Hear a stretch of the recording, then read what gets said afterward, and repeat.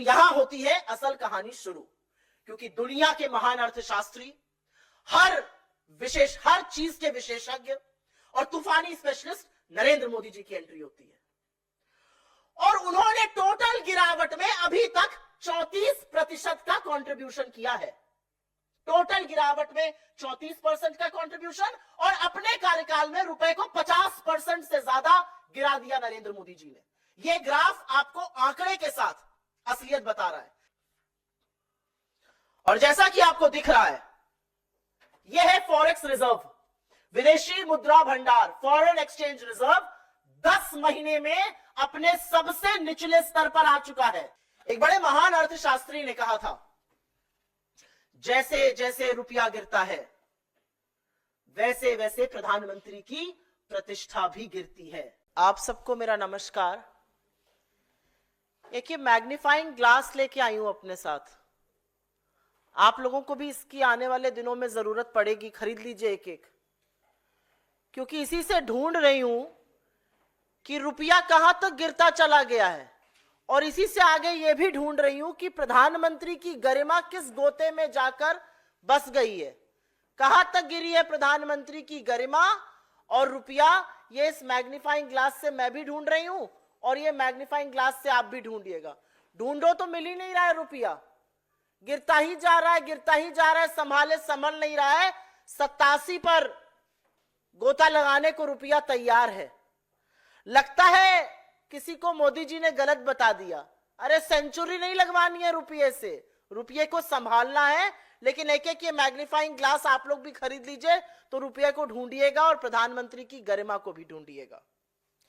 एक बड़े महान अर्थशास्त्री ने कहा था, जैसे जैसे रुपया गिरता है वैसे वैसे प्रधानमंत्री की प्रतिष्ठा भी गिरती है। मेरे सूत्र तो मुझे बता रहे हैं कि प्रधानमंत्री आवास और कार्यालय में बड़ी खुदाई चल रही है। ढूंढा जा रहा है खुदाई कर करके कि कौन से गड्ढे में प्रधानमंत्री की प्रतिष्ठा जाकर घुस गई है। पता नहीं आपके सूत्र आप लोगों को बता रहे हैं कि नहीं बता रहे हैं। रुपया अपने सबसे निचले स्तर पर $1 के मुकाबले, प्लीज चेंज द ग्राफिक, 87 के पार लगाने को बेआबरू है। 86-95 तक आ गया था, फिर थोड़ी विदेशी मुद्रा भंडार को कम किया गया, जैसे तैसे 86-30 पर संभाला गया। लेकिन कुछ ही दिनों और कुछ ही घंटों की बात है, 87 भी पार हो जाएगा। और यहां पर इसलिए यह बात बतानी जरूरी है क्योंकि जब नरेंद्र मोदी इस देश के प्रधानमंत्री बने मई 2014 में, तब उनको हमने रुपया 58 पे दिया था। चौथा ग्राफिक लगाइए। $1 के मुकाबले मई 2014 में रुपया 58 था। जनवरी 2025 आते आते वो 87 पहुंच गया है। अकेले नरेंद्र मोदी ने रुपए को 50% डुबो दिया। रुपया पतला होता जा रहा है, यही कहते थे वो, और उसको पतला वो करते जा रहे हैं। और ये भी कहते थे मैं शासन में बैठा हूं, मैं समझ सकता हूं। अब तो आप प्रधानमंत्री बने बैठे हैं, क्यों नहीं समझ पा रहे हैं। 58 पे रुपया दिया गया, उसको 87 पे पहुंचाया, मतलब 29 रुपए के करीब करीब रुपया गिरा। और 50% डाउन है रुपया नरेंद्र मोदी जी के शासनकाल में।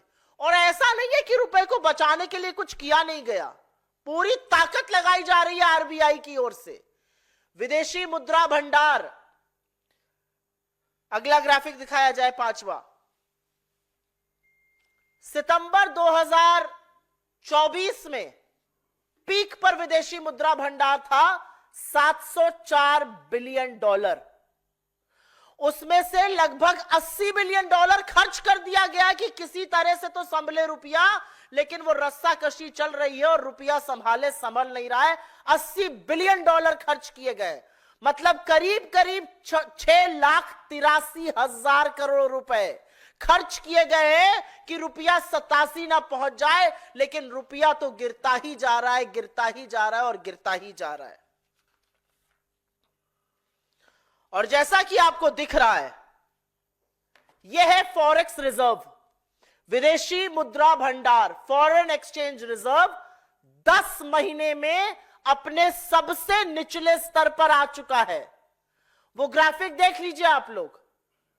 27 सितंबर 2024 को जो डेटा आया उसमें देश का विदेशी मुद्रा भंडार 704 बिलियन डॉलर था और उसके बाद उसने थमने का नाम नहीं लिया गिरावट में। 704 से 701 हुआ, फिर 690 हुआ। ये जो डेटा है ये आरबीआई हर हफ्ते निकालता है, आज भी निकालेगा शाम को, और वो गिरेगा। 704 बिलियन डॉलर, 701, 690, 688, 684, 682, 675, 657, 654, 652, 634 और 625 billion dollar.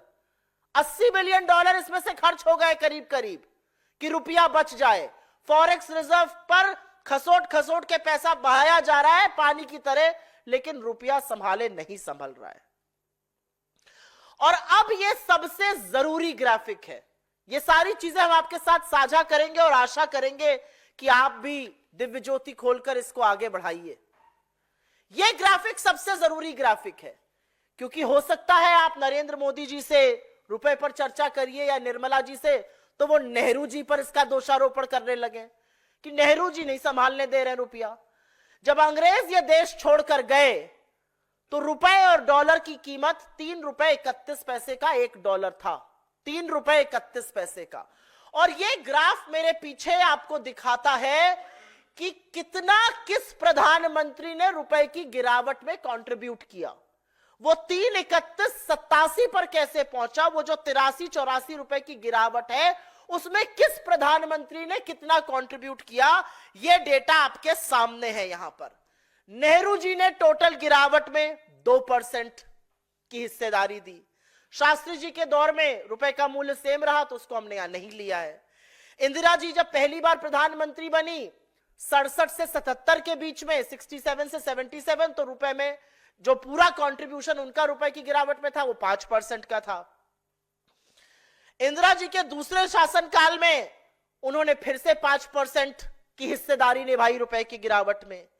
VP Singh ji, Vishwanath Pratap Singh ji के इससे पहले राजीव जी के कार्यकाल में 6% की हिस्सेदारी निभाई उन्होंने गिरावट में। विश्वनाथ प्रताप सिंह जी ने भी 6% की हिस्सेदारी निभाई। जो रुपया गिरा 3.31 से 87, उसमें किसकी कितनी भागीदारी थी वो आपको बताने का प्रयास कर रहे हैं। इंदिरा जी ने पहले शासनकाल में 5%, दूसरे शासनकाल में 5%, नेहरू जी ने 2%, उसके बाद राजीव जी ने 6%, उसके बाद मोरारजी देसाई में रुपया 88 पैसे असल में बढ़ा। वीपी सिंह जी के शासनकाल में 6% की गिरावट हुई। नरसिंह राव जी को एक बड़े जर्जर हालत में इकोनॉमी मिली थी और इसीलिए 1991 के इकोनॉमिक रिफॉर्म्स भी करने पड़े थे, आईएमएफ के पास जाकर लोन भी लेना पड़ा था। और उनके शासनकाल में उन रुपए की जो हिस्सेदारी हुई गिरावट में वो 17% हुई। उन्होंने टोटल कंट्रीब्यूशन इस गिरावट में 17% का किया। उसके बाद अटल जी ने 6 साल में रुपए को 45 के पार पहुंचाया और उनको 11% का श्रेय जाता है। फिर डॉक्टर साहब आए और डॉक्टर साहब को 2004 में रुपया 45 पे मिला, 2007 में वो रुपए को 41 पर ले आए थे।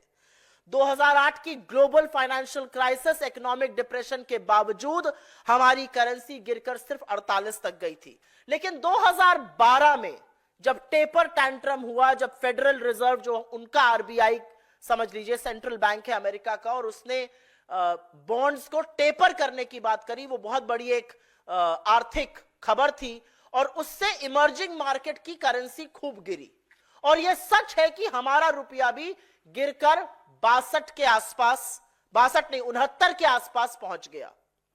लेकिन 4 महीने के अंदर 69 से खींचकर हम रुपए को वापस 58 पर लेकर आए। जीडीपी ग्रोथ 5.1% हो गई थी, उसको 6.9% पे लाए। 2% लगभग जीडीपी बढ़ाया कुछ ही महीनों में, जो नरेंद्र मोदी सपने में भी नहीं कर सकते हैं।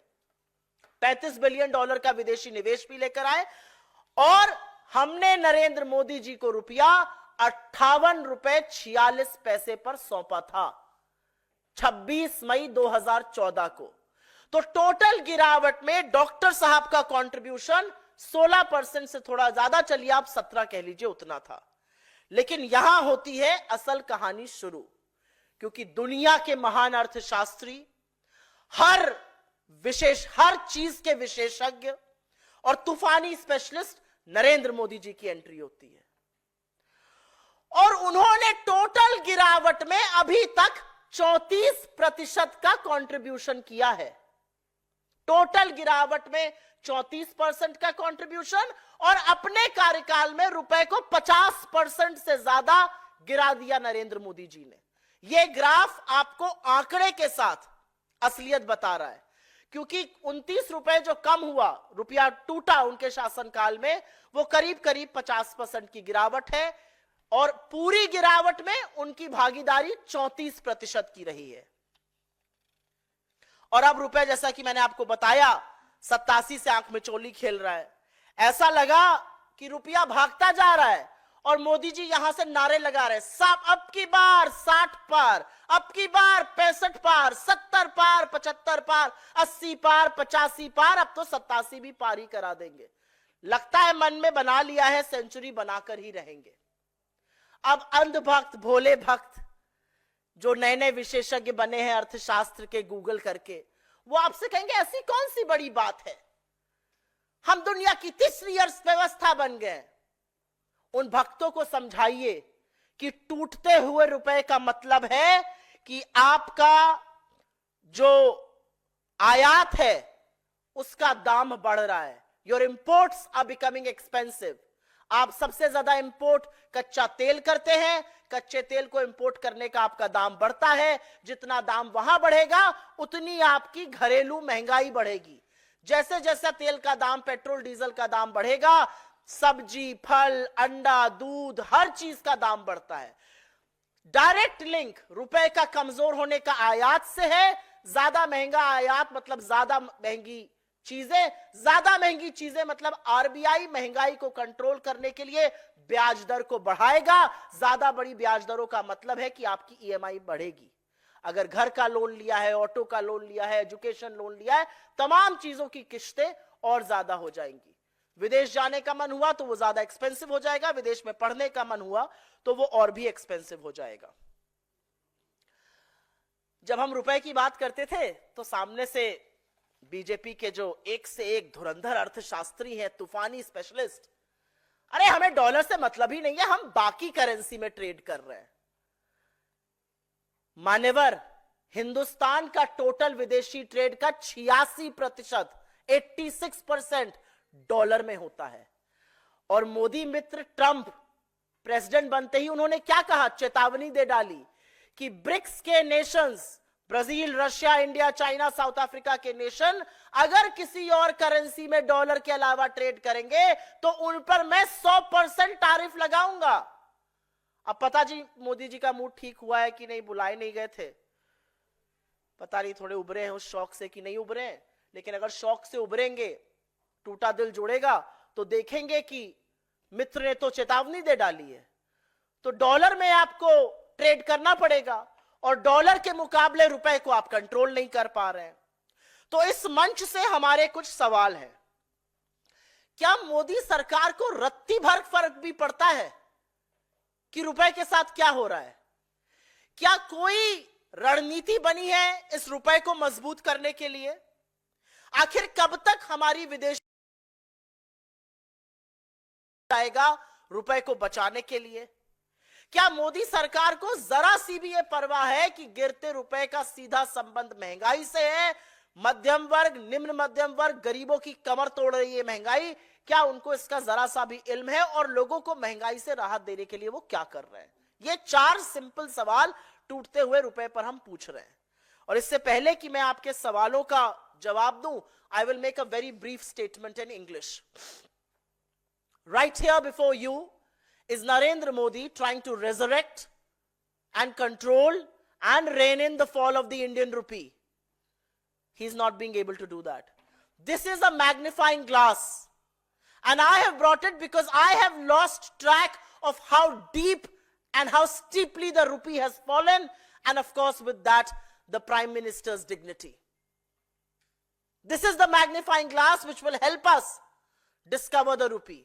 Because it was Mr. Modi who said that along with the falling rupee, the Prime Minister's dignity and his office's grace also falls. I wonder what does he have to say? Because rupee is today staring at 87 to a dollar. He was handed over the rupee at 58 to a dollar when he became Prime Minister. Please go to the third graph. When he became Prime Minister in 2014. This is where the rupee is today, and this is last checked about an hour and a half back.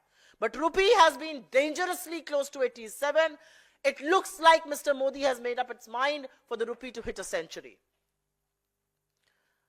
This is where the rupee was. It was at 58 to a dollar in 2014 when he became the Prime Minister. And under his nose, it has gone down to 87. Essentially, the rupee has fallen by 29 rupees to a dollar, which is a fall of 50% in the last 10 years. And it is not as if the government hasn't done much to rein in the rupee. The RBI has done a lot actually. The RBI has spent close to $80 billion since September 2024 to rein in the rupee. $80 billion converts to 6,83,000 crore rupees, and still the rupee's free fall continues unabated. I want to show you where our forex reserves are. Our forex reserves today are at a 10-month low. On the 27th of September, and this is a figure the RBI reports every week, on the 27th of September, it was at $704 billion. The last reported number for the 10th of January, which was reported on the 17th, is at $625 billion. This is how much from the steep highs of 704 it has fallen. And before Mr. Modi begins to blame Nehru, here is a pie chart that explains to you, that tells you the contribution of each of our prime ministers in the falling rupee. When the British left this country, the rupee was at 3 rupees 31 paisa to a dollar. The rupee has fallen by about 83, 84. If you take the contribution of each of these prime ministers to that 83, 84 rupee fall, this is how it stacks up. Jawaharlal Nehru, their pet punching bag, actually contributed only 2% to that fall. Indira Ji in her first tenure contributed 5%, and in her second tenure contributed 5%. Rajiv Ji contributed 6%. After him, VP Singh contributed 6%. Narasimha Rao got an extremely fragile, broken economy, and he was pushed to the walls to bring in the reforms of 1991. We had to go to the IMF. He contributed 17% to this fall. Atal Ji became the Prime Minister. Rupee hit the 45 rupee to a dollar mark. He contributed 11% to this fall. When Dr. Manmohan Singh became Prime Minister, he inherited the rupee at 45. He actually strengthened the rupee to 41 till the global financial economic crisis happened in 2008. And even then, our currency fell to only 48 to a dollar. It was during the taper tantrums of 2012-2014. Emerging market currencies were falling, and so did our currency. We fell to 69 to a dollar, but we resurrected the rupee and brought it to 58. And that is how much we handed it over to Mr. Modi. Not just that, we pulled back growth from 5.1 to 6.9%, almost a 2% rise. We brought back foreign investments to the tune of $35 billion in a matter of few months. That's how you resurrect. But yes, Dr. Singh contributed a little over 16% for the benefit of all of you, let's say 17% to the fall in this rupee. And then the world's biggest economist, a specialist in every matter, Mr. Modi comes to the fore. He has contributed 34% to the total fall of the Indian currency since independence, and he has ensured that the rupee has fallen by 50% from where he inherited in 2014. 34% is the highest fall any prime minister has contributed to the depreciating rupee. People might turn around and ask you, how does it matter? Well, it matters a lot. Your imports are more expensive. Expensive imports means your domestic prices of essential items are more expensive. Inflation is higher. Higher inflation essentially means vegetable, fruits, eggs, things like that. Essential items become more expensive. RBI will move in to raise rates to control inflation.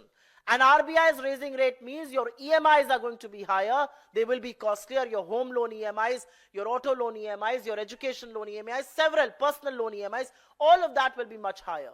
They will be expensive overseas travel and education. From this platform, we only ask 4 questions.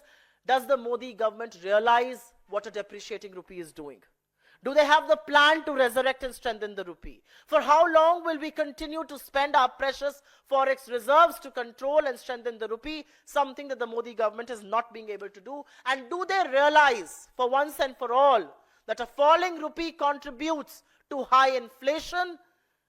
And do they have any plan whatsoever to bring in respite to the common people of this country and give them some respite from back-breaking high prices?